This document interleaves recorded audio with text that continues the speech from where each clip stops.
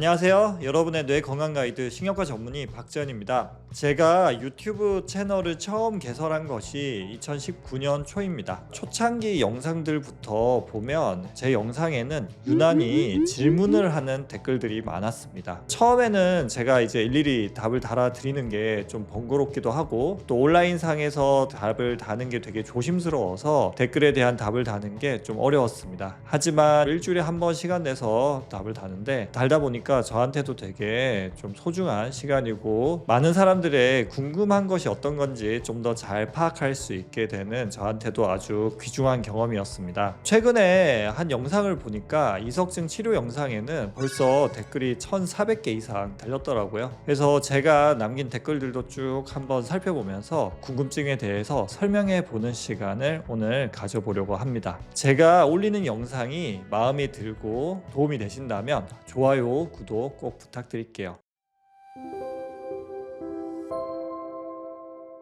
본격적으로 한번 살펴보도록 합시다. 첫 번째 보니까 경추베개를 쓰고 있는데 이석증이 안 좋은 거였군요. 어떤 연구에서 경추베개랑 머리를 세우고 있는 자세에서 이석증 재발 확률을 비교한 영상이 있는데 경추베개에서 이석증이 더 많이 생긴다라는 연구가 있었습니다. 방구리관 입구가 여기 위쪽에 있기 때문에 이렇게 머리를 뒤로 눕혔을 때 방구리관 쪽으로 이석이 잘 빠집니다. 하루 종일 구토와 어지럼증, 식은땀을 줄줄 흘려서 신경과에서 이석증을 진단받고 퇴원했는데 또 어지러워서 돌발성 난청 진단을 받았고 이석 정복술 치료받았지만 어지럼증이 확연히 나아지지 않고 귀가 먹먹하고 메니에르 의심되지만 확실하지 않다 이런 얘기를 들었다고 합니다. 제가 말씀 주신 것만 가지고는 사실 정확하게 진단은 힘들고 근데 이제 귀가 먹먹하고 어지럼이 있다고 하셔서 이석증 단독만 있을 수 있지만 또 메니에르 병과 이석증이 같이 생기는 경우가 많이 있습니다. 그래서 이런 경우에는 이석 정복술을 통해서 이석증 치료를 하면서 동시에 메니에르 약물 치료를 시도해 보는 경우가 많이 있습니다. 그 다음 질문인데요. 이석증을 진단하거나 치료할 때 목을 움직이고 자세를 바꾸면서 하게 되는데 목 디스크와 허리 디스크 때문에 불가능한 경우에 따로 치료할 방법이 있을까요? 이런 질문을 남겨주셨습니다. 실제로 제가 옛날에 운영하던 부산의 병원은 같은 병원에 척추 전문 병원이 있어서 목 디스크, 허리 디스크 수술이나 치료받다가 이석증이 생긴 분들이 종종 있었습니다. 그런 분들도 실제로는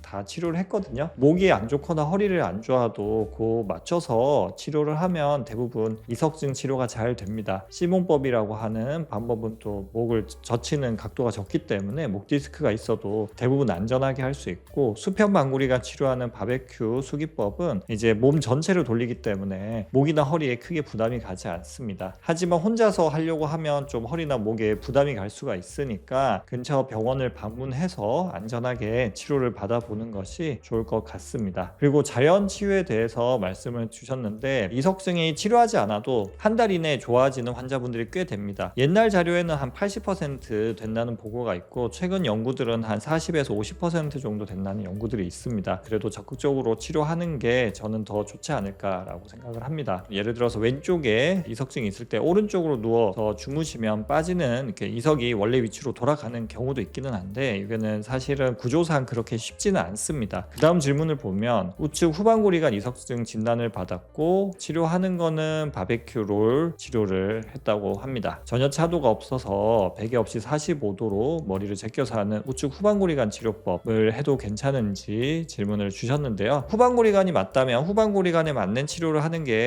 더 효과가 좋을 거라고 생각을 합니다. 이석증 치료가 그 이석을 이제 굴려가지고 자기 위치에 넣는 거잖아요. 그래서 이석증 치료 중에 어지럼이 생기는 것은 당연하니까 너무 두려워하지 않고 큰 문제 없이 치료받으실 수 있을 겁니다. 그 다음에 12시간 전에 남기신 글을 보면 대상포진 관련 영상에 답을 주셨습니다. 바늘로 찌르는 듯한 통증이 와서 참았고 이후에 수포란 발진이 생기고 식년통이 심해져서 항바이러스제를 드시기 시작했습니다. 수포가 생긴 건 일주가 넘어갔는데 이미 늦은 건가요? 대상포진 자체가 나이에 따라 다른데 젊은 분들 같은 경우에는 한 80-90%가 자연 치유가 되고요. 연세가 좀 있는 경우에는 한 20-30%, 많으면 한 40% 정도 후유증이 남게 됩니다. 그래도 후유증 없이 자연 치유되는 경우가 훨씬 더 더 많기 때문에 치료가 좀 늦어졌다고 해서 너무 미리부터 크게 걱정할 필요는 없습니다. 다만 아무리 빨리 치료하더라도 대상포진 자체가 심하게 오면 후유증이 남을 수밖에 없습니다. 그러니까 나이가 50세 넘으셨거나 과거에 대상포진이 걸리셨다면 꼭 예방접종을 받아보는 것을 권유드립니다. 또 다음 댓글을 보면 유방암 수술 후에 퇴원해서 어지럼증에 시달리고 있다라고 합니다. 여러 가지 검사를 했는데 항암제 부작용으로 전정기관의 기능이 저하돼서 그런 것 같다라고 하고 걸을 때 휘청거리는 증상이 있다고 하셨습니다. 검사에서 전정 기능이 떨어졌다고 하시니까 약물에 의한 양측성 전정 기능 장애일 수도 있습니다. 실제로 제가 몇 달 전에 보신 분은 항암 치료 중이셨는데 항암제 부작용으로 양쪽 전정신경 손상이 왔습니다. 예전에 많이 쓰던 항생제 일부 같은 경우에는 전정신경을 손상시키는 약들이 있습니다. 그래서 양쪽에 전정신경이 같이 손상이 오면 균형 장애가 많이 생깁니다. 지금 만약에 약에 의한 부작용이라고 하면 지금 어떻게 되돌릴 수 없기 때문에 전정 재활 운동이 가장 중요하고 이것밖에 이제 치료가 없을 가능성이 높습니다. 근데 물론 항생제로 이렇게 전정신경이 쉽게 손상되는 경우가 그렇게 흔하진 않으니까요. 일단 너무 걱정하지 마시고 담당 선생님하고 다시 잘 상의해 보시고 그 다음에 전정 재활 운동 열심히 해보시는 것이 좋지 않을까 합니다. 이번에는 하지불안 증후군에 관련된 영상입니다. 어렸을 때부터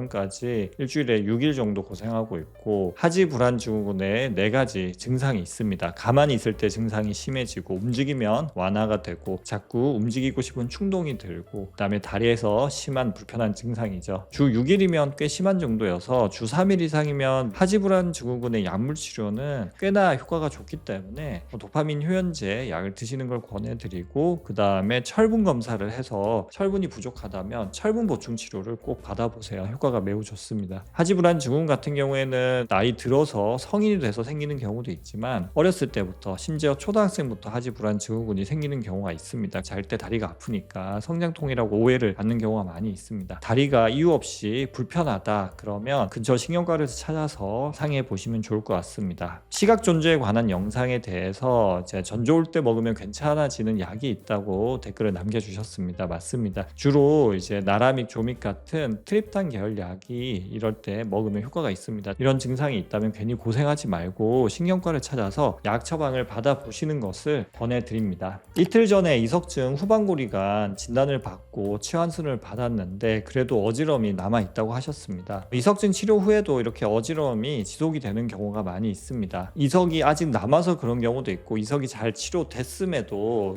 전정기관이 예민해져서 잔 어지러움이 남아있을 수도 있습니다. 다시 병원에 방문해서 이석증 치료를 받거나 해당 방향에 맞는 방법으로 자가치료를 한번 해보시는 것이 도움이 되지 않을까 합니다. 이 영상은 왼쪽 후방골이관 이석증 치료 영상입니다. 왼쪽이 어지러움이 느껴질 때 한번 해보셔도 됩니다. 좀 더 가능성을 살펴보면 왼쪽 수평 방골이관이라든지 왼쪽 수평 방골이관의 팽대부른정 이석증 가능성도 있지만 그렇다고 하더라도 왼쪽 후방골이관 이석증 치료를 하는 게 그렇게까지 위험하지 않기 때문에 이 방법으로 한번 치료를 해보시고 좋아지면 다행이고 효과가 없으면 그때 병원에 가서 한번 시도를 해보셔도 될 거라고 생각을 합니다. 올해 초에 전정신경염으로 고생하다가 정상 수치로 돌아왔는데 갑자기 그때처럼 어지러워졌다. 재발 가능성은 희박하다고 재발 안 한다고 생각해도 된다고 하셨는데 재발되기도 하나요? 드물지만 전정신경염이 재발하는 경우도 있습니다. 하지만 이러한 종류의 어지럼이 전정신경염 말고 이석증이나 메니에르병, 그다음에 편두통성 어지럼 등의 다른 원인일 수도 있습니다. 그래서 증상이 경미하고 금방 지나간다면 당장 급하게 병원에 가실 필요는 없겠지만 증상이 좀 심하시고 또 자꾸 재발한다면 병원에 가서 정확하게 다시 진단 받아보는 것을 권해드립니다. 이석증 치료 영상에 관한 댓글입니다. 자다가 갑자기 이석증이 생겼고 누워서 오른쪽으로 45도 정도 고개를 돌렸을 때 어지럼과 안진이 극대화된다고 했습니다. 이런 경우에는 오른쪽 후방골이관 가능성이 높습니다. 하지만 이분은 좀 애매하니까 수평 방골이관 치료법 한 번, 후방골이관 치료법 한 번을 진행했고 효과가 부족해서 한 번씩 더 후에 괜찮아졌다고 합니다. 실제로 이석증 치료 방법이 한 번으로 효과가 좀 부족한 경우에 2번, 3번 반복해보면 그때 좋아지는 경우가 정말 많이 있습니다. 이분은 혼자서 너무 잘 치료하셨는데요. 이게 후방골이관, 수평 방골이관을 혼자서 구분하기가 사실 쉽지가 않습니다. 그런 경우에는 이분처럼 이렇게 해보시는 것도 좋은 방법이 됩니다. 제 진료받는 환자분들한테는 제가 확실하게 할지 말지 정해드리겠지만 영상에서는 좀 쉽지가 않습니다. 또 하면 안 되는 분이 따라 할 수도 있으니까요. 그래도 이런 댓글들을 보면 제가 치료법을 잘 알려드리는 것이 또 도움 받는 분들이 분명히 있다는 것을 확신하게 되고 좀 안심하고 영상을 제작할 수 있게 되는 것 같습니다. 이렇게 댓글 남겨주셔서 제가 더 감사드립니다. 다음 내용입니다. 7월 초에 어지럼증으로 병원을 찾았고 금요일에 재발해서 라이트 큐플라 증후군 같다라고 말씀을 들으셨다고 합니다. 일반적인 이석증 같은 경우에는 보이시죠? 이렇게 누우면 돌이 한 30초, 길면 1, 2분 이내에 가라앉기 때문에 일반적인 이석증은 1, 2분 이내에 안진이 사라져야 됩니다. 근데 그렇지 않은 분들이 있어요. 그럴 경우에 라이트 큐플라 증후군이라고 진단을 하게 됩니다. 팽대불은 정도 좀 길게 갈 수 있겠지만 팽대불운정이랑 라이트 큐플라는 안진이 반대 방향이어서 안진의 방향 보고 진단을 하게 됩니다. 라이트 큐플라 증후군 같은 경우에는 림프액의 조성이 변화해서 큐플라가 이제 떠오르는 걸로 생각을 하게 되는데, 이거는 이석 정복술 치료보다는 생활습관 조절이라든지 약물 치료라든지 또 시간이 지나는 걸 기다리면서 치료도 몇 달 이상 걸리게 됩니다. 하지만 저 같은 경우는 이런 경우에도 이석 정복술을 꼭 시행을 하고 실제 논문에서도 이석 정복술을 하는 게 좋다고 권고하고 있습니다. 왜냐하면 이게 안진 검사라고 하는 게 이석을 직접 보는 게 아니기 때문에 100% 정확하지 않습니다. 사람마다 반응이 다르기도 하고 그때 당시에만 좀 엉뚱한 방향으로 안진이 튈 수도 있습니다. 그래서 라이트 큐플라 증후군에 합당한 안진 소견이 보인다고 하더라도 이석 정복술을 하는 게 맞고, 방향이 애매하다면 이석증 습관화 운동 있잖아요. 좌우로 왔다 갔다 하는 이 이석증 습관화 운동이라도 해보는 것을 저는 꼭 권유드리고 있습니다. 다음 댓글 보여드리면 전정신경염의 영상에 달린 댓글입니다. 처음에 이석증 재발인 줄 알고 에플리것만 했는데 매스 꺾고 계속 토하고 식은땀 나고 증상이 10시간까지 반복이 돼서 병원에 다시 가서 전정신경염을 진단을 받으셨다라고 합니다. 저도 이제 그래서 이석증 검사를 권유드리면서도 항상 조심스러운 게, 이렇게 이석증이 아닌데 이석증 치료를 할까봐 조심스럽습니다. 그래서 이석증 자가치료 해보고 효과가 없으면 가능한 빨리 병원에 가보시는 것이 좋습니다. 전정신경염 치료에서는 전정 재발 운동이 정말 중요합니다. 몸을 가누거나 하기 힘들더라도 손가락 보고 이렇게 따라 보는 거라든지 한 점을 보고 눈을 이렇게 도리도리 하는 것은 누워서도 할 수 있습니다. 종종 후유증이 남아서 고생하시는 분이 있으니까 처음부터 전정 재활 운동을 열심히 할 필요가 있습니다. 다음 댓글을 보면 목 디스크가 있어 스트레칭 한다고 목을 확 꺾었다가 바로 이석증이 왔다고 합니다. 목을 젖히는 자세에서 이석증이 생길 수 있고, 특히 헬스장에 있는 거꾸리 운동하다가 이석증이 잘 오기 때문에 거꾸리 운동은 제가 절대 하지 말라고 안내 드리고 있습니다. 일반적인 이제 젊은 나이에 생기는 목 디스크는 사실 크게 관련은 없을 것 같고요. 제 영상에서 주로 얘기하는 거는 나이가 들면서 생기는 퇴행성 이제 목 디스크, 목 경추 질환이 있는 경우에는 주위 혈관도 같이 안 좋아질 수 있으니까 혈류 장애를 유발할 수 있다, 이 정도로 이해하시면 좋을 것 같습니다. 심한 어지럼증이 와서 혈압이 올랐다고 하는데요. 이런 경우는 몇 가지 원인을 생각을 해볼 수 있는데, 이석증이 있으면 우리 몸은 되게 위험한 상황이라고 뇌가 인지를 하게 됩니다. 우리 뇌는 위험한 상황이다, 흥분을 한다, 그러면 혈압이 오르게 돼 있습니다. 이럴 때 혈압 오르는 게 꼭 나쁜 게 아니라 우리 몸을 보호하기 위해서 구석구석 피를 잘 보내기 위해서 혈관이 수축한다라고 이해하시면 되고요. 그래서 이석증이 있을 때 혈압이 오르기 마련인데, 또 어떤 분들 같은 경우에는 혈압이 올라서 어지럽다라고 착각을 많이들 하시고요. 그런 경우에는 혈압 낮추는 약만 먹게 되는데 그게 효과가 없는 경우가 많이 있습니다. 불면증 영상도 꽤나 조회수가 많은데 거기에 폰 보는 게 최악의 문제예요. 예, 맞습니다. 스마트폰이 보급된 2010년 이후로 불면증이 정말 기하급수적으로 많이 늘고 있다는 게 체감됩니다. 불면증이 있다면 제일 먼저 중단해야 될 습관 중에 하나가 침대에서 스마트폰을 보는 습관입니다.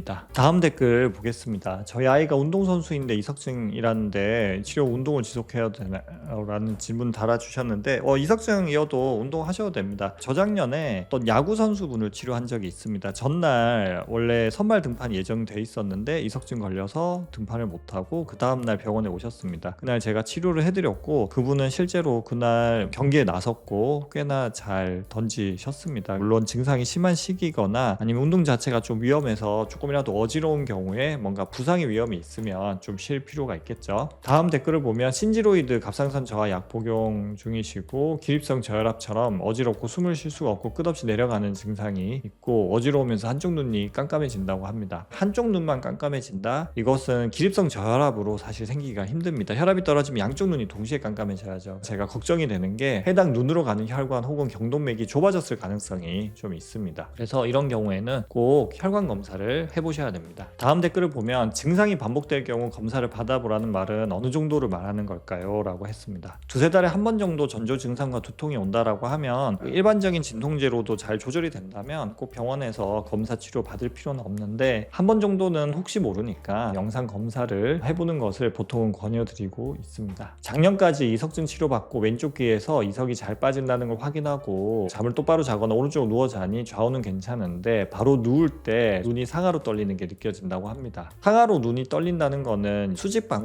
수직방고리관은 전방고리관과 후방고리관이 있는데 전방고리관은 훨씬 더 드문 이석증 타입입니다. 저절로 좋아지는 경우도 너무 많고요. 그래서 이런 경우에는 후방고리관 치료를 받아보는 게 제 생각에는 맞습니다. 물론 병원에서 방향 확인하고 치료받는 게 제일 좋고요. 그 다음에 글을 보면 일어날 때 현기증, 어지럼이 있는 분은 바로 일어나지 말고 15초 정도 앉았다 일어나면 효과가 있을 수 있다고 댓글 남겨주셨습니다. 맞습니다. 이분의 경험처럼 누워있다가 바로 일어나는 것보다는 중간 단계를 거치는 게 훨씬 더 좋고요. 연구 같은 데 보면 누워서 다리를 이렇게 교차해서 다리를 들어서 다리에 있는 혈류를 뇌로 보내주는 동작을 먼저 하고 일어나는 경우에 효과가 또 있습니다. 그래서 누워서 해주거나 아니면 앉아서도 다리를 교차해서 들어주는 운동을 한 다음에 일어나시면 어지럼을 예방하는 데 도움이 됩니다. 그리고 보면 감사하다는 댓글이 많이 있습니다. 그래서 저도 댓글 달아주셔서 너무너무 감사합니다. 오늘은 이렇게 영상에 달린 댓글을 보면서 설명해 드리는 시간을 가져보았습니다. 사실 댓글이 너무 많기 때문에 더 같이 읽어보고 하면 좋을 것 같은데 영상이 또 너무 길어지면 안 되니까 오늘은 여기까지만 하도록 하겠습니다. 막상 병원에 가면 의사들이 또 정확하게 답을 안 드리거나 바쁘다는 이유로 설명을 잘 안 해주는 경우가 있습니다. 저도 솔직히 이제 바쁘다 보면 좀 충분히 설명을 못 드리고 답을 못 드릴 때가 있어서 늘 죄송한 마음입니다. 그래서 영상을 제작하고 댓글을 달아드리고 있는데요. 혹시 또 영상을 보시다가 궁금한 것이 있으면 답을 남겨주시면 언제든지 제가 또 시간 나는 대로 댓글을 달아드리도록 하겠습니다. 다만 온라인에서 주신 몇 줄의 정보만 가지고 답을 드리는 거고 거기 때문에 정확하지 않을 수 있습니다. 또 제가 틀릴 수도 있는 거고요. 그래서 제가 드리는 답글은 그냥 참고로만 또 궁금증 해소 용도로만